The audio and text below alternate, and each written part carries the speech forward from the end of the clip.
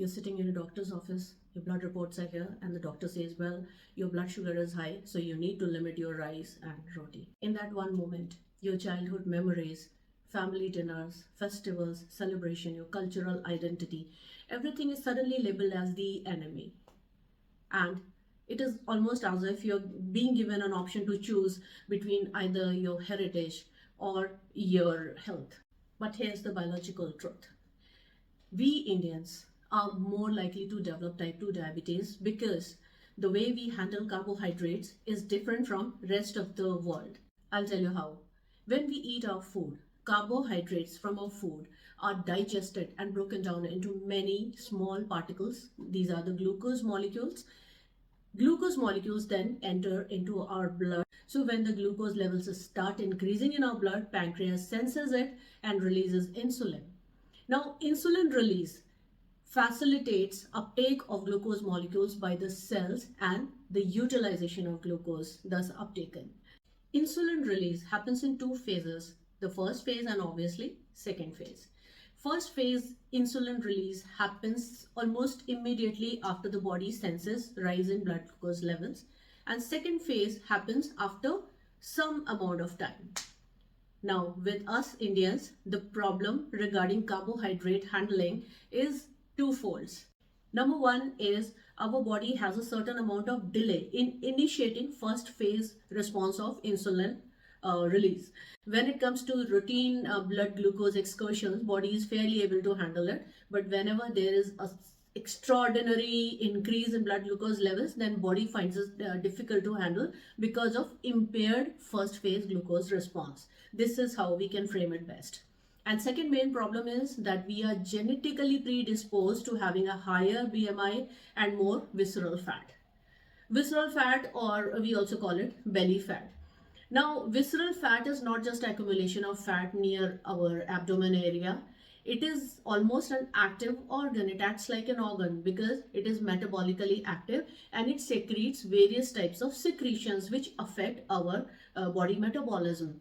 Therefore, increased belly fat is on its own a risk for poor health, and this also could be labeled as a risk for our increased chances of getting type 2 diabetes if we do not keep a very close watch on what we are eating. White rice and wheat rotis, both of these are refined carbohydrates, and both of these raise your blood glucose levels a little too high in too little time, which is difficult for your body to handle comfortably. Perhaps this is the reason your doctor told to limit your intake of rice and rotis.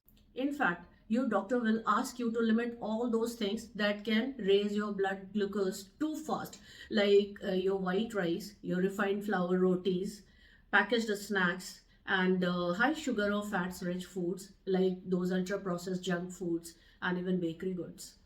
We can therefore say you don't have a weight problem or you don't have a sugar problem, but you have a staple problem. What you're eating regularly in your food is what is causing your disease. I'm revealing the 3 hacks. I'm going to share all those 3 hacks with you that make your food taste like routine home food, but at the same time, this food can be your medicine to heal you from your impaired glucose response and impaired metabolic health.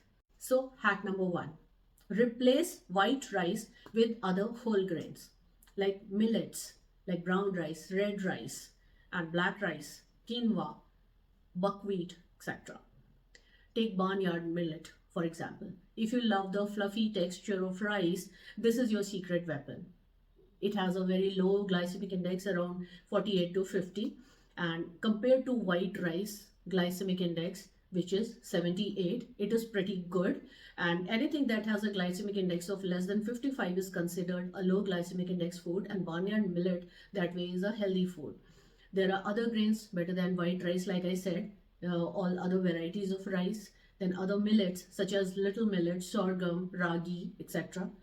These can be cooked just the way you cook white rice, and these grains can easily replace white rice on your plate without sounding a bit too different, without compromising on taste as well. These other grains have definite advantages over white rice. These have more fiber, these have more nutrient content, more minerals, vitamins, more protein as well, and in addition, they have more antioxidants also. This also explains why these grains have lower glycemic index than white rice. Being high in resistant starch and slow digesting fiber, these keep us full for a longer period of time, thus reducing our total overall daily calorie intake and thus helping us maintain a healthy body weight. Eating these healthier grains daily reduces our risk of many diseases, including type 2 diabetes, heart disease, and also premature death due to many metabolic reasons. If you absolutely must have your basmati white rice, then you need to know the 24 hours cooking hack.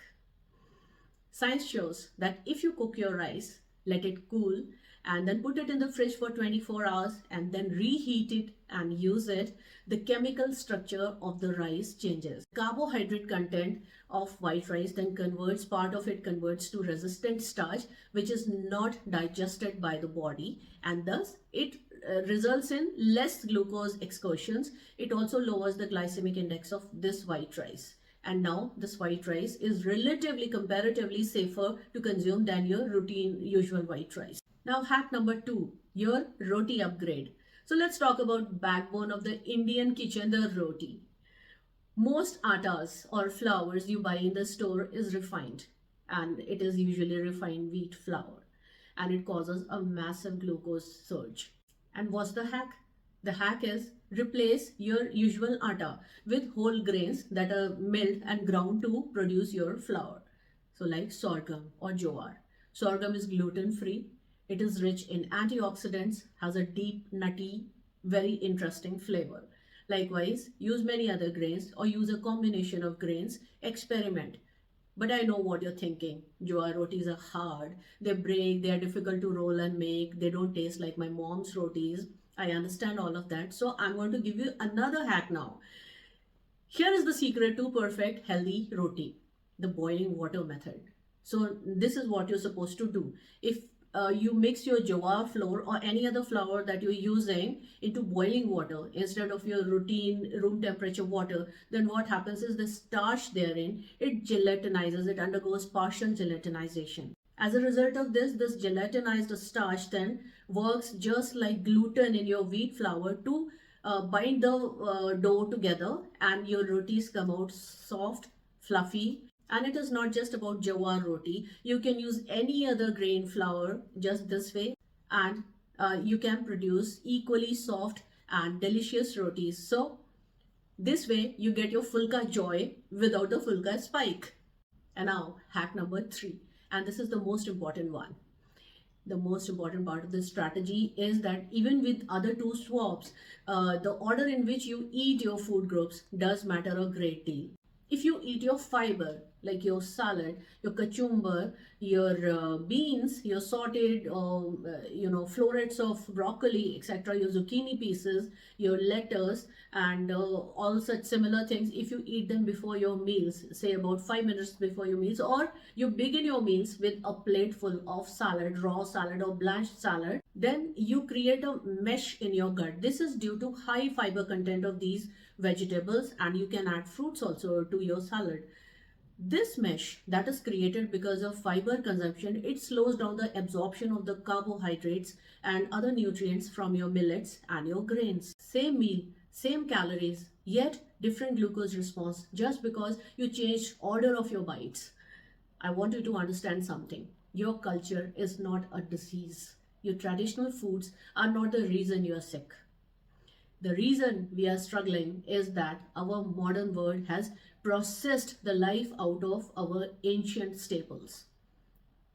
Our grandparents, our ancestors have eaten all these grains, these millets, these various varieties of rice and buckwheat, quinoa, oats, and they have stayed healthy because they did not bother to process it the way we are doing today.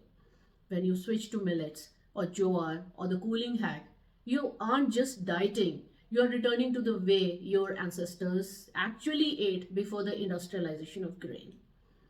You are honoring your body and your heritage at the same time. Believe me, you can be healthy and yet enjoy all the foods that you love. Now you have your healthy hacks and your grains with you. So now what about the rest of the things on your plate? Well, we will continue this exploration of our meals and its relationship with our health in my oncoming videos. So I request you to subscribe to the channel and like and share this video also if you like the content. Keep coming back. And yes, one more thing before I leave, don't forget to leave the message DM in the comments below, and I will share my PDF link where you will find useful ways to mix 3 or 4 ancient type of grains and 2 very healthy grain filled recipes. So eat well, live better. I'll see you in the next one. Till then, take care and bye bye.